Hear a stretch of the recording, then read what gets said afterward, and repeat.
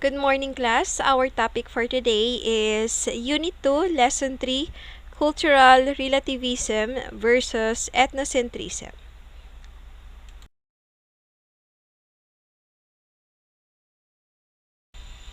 So before we discuss our lesson, we should know what are the learning objectives for this lesson. At the end of this lesson, you will be able to give the meaning of culture relativism and ethnocentrism. And also, you will be able to differentiate culture relativism and ethnocentrism. And the last one is you will be able to reason out how culture relativism medicates ethnocentrism.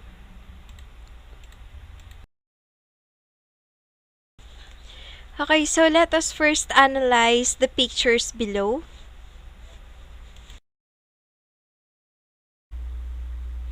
Okay, so before we proceed, let us go back with some of the important concepts about culture, which is the focus of our discussion. According to Taylor, culture is a complex whole, which encompasses belief, practices, values, attitudes, laws, norms, artifacts, symbols, knowledge, and everything that a person learns and shares as a member of a society. Likewise, a society is understood or sometimes judged based on their culture. So let us first know what is culture relativism. This concept it was first formulated by William Graham Sumner in his book titled Folkways. He said that there are no universal moral standards of right and wrong, and good and bad, for evaluating cultural phenomena. This means that what is right in one place may be wrong in another place, or vice versa. Standards are related to the culture in which they appear. Customs can only be judged by how well or how poorly they fit in with the standards of certain society.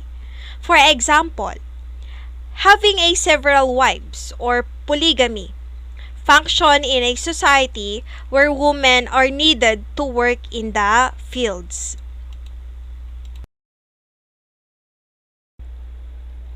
Another example or instead of thinking fried crickets are disgusting, one should instead ask, why do some cultures eat fried insects?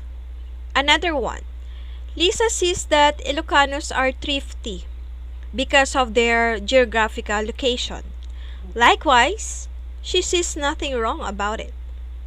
And the third one is the Aitas of Zambales, the Mangyans of Mindoro, and other Filipino tribes have different religious belief.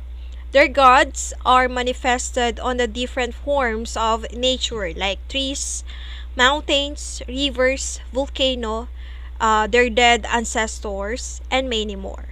And some of the people sees nothing wrong about it. Okay, so let's proceed to what is ethnocentrism.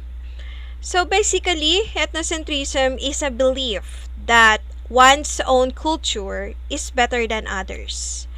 They tend to compare, evaluate, and even judge other people's way based on the values and standard set in one's own culture. Their worldview is based on the belief, assumption, expectation, and value shaped by one's language, behavior, customs, values, religions, and other aspects. Due to ethnocentric belief, many people are blinded from seeing things in another perspective. Ethnocentric people tend to dislike or make false judgment on other cultures. They tend becoming biased and judge another culture as bad and wrong. Even though we deny it, most of us are ethnocentric at some point in our lives. Some do not even realize that they are being ethnocentric at that moment. So, below are some examples of ethnocentrism. First one there is the American societies sees themselves as a world leader. As a result, they interfere in the political affairs of other countries and try to control them, leading to misunderstanding and miscommunication among nations, which sometimes result to war. Second example is during the time of Adolf Hitler, Germans believed that they are superior race. This led to the death of 6 million Jews who they considered as an inferior race. Another example for this are cases of hate crimes and terrorism. Terrorism violence can usually be traced back to the religious conflicts and misunderstanding.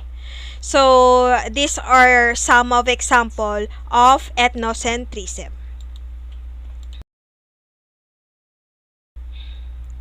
To understand better the main difference between ethnocentrism and cultural relativism, an illustration was provided below. So, for example, Ben, you are Ben and I am Lisa. So, hello, I am Ben. I am ethnocentric. I always believe that my culture is superior from others. I often use my own culture to judge others. I consider their belief and practices as savage or corrupt. Most of the time, I tend to discriminate others, bully them for their practices, and get into conflict with them. Hello, I'm Lisa. I am a cultural relativism. I believe that culture of people must be looked at in terms of the world these people inhabit. I try to look at their culture based on what their practices bring into them.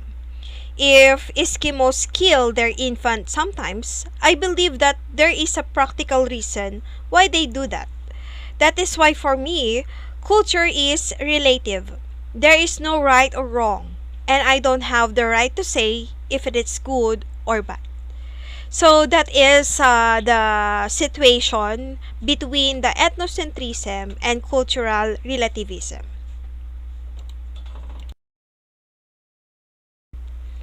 Okay, so let's proceed to the cultural relativism medicates ethnocentrism. Sociologist uses generalization to explain tendencies, shed light on values, and compare cultures. Cultural relativism based on moral relativism, which says there is no right and wrong, argues that all cultures are valuable and none is better than another. An example for this might include slang words from a specific language. For instance, tranquilo. In Spanish,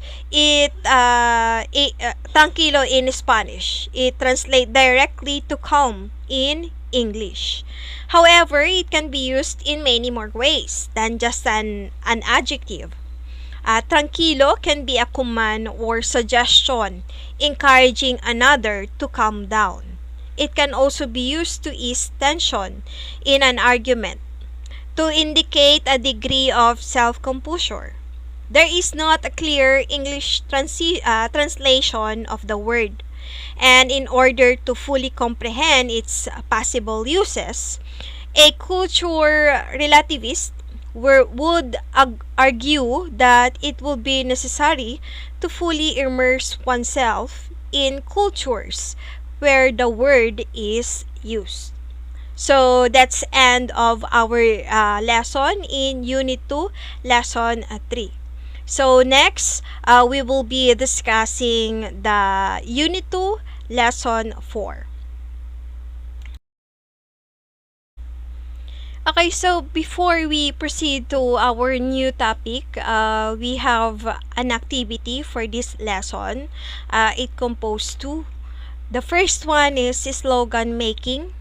You must create a slogan that promotes respect and tolerance towards other cultures all over the world. So it depends where you will put your activity, if in the Word or in the Photoshop or anything. You can use paper, pen. So you can use all the things that you can be able to create the activity. And letter B, what I have learned. So complete the following phrases. The first one is the topic was about blank. It matters because blank. I've learned today that blank. So that's it for your activity in this lesson. So now we proceed to our new topic, which is Unit 2, Lesson 4.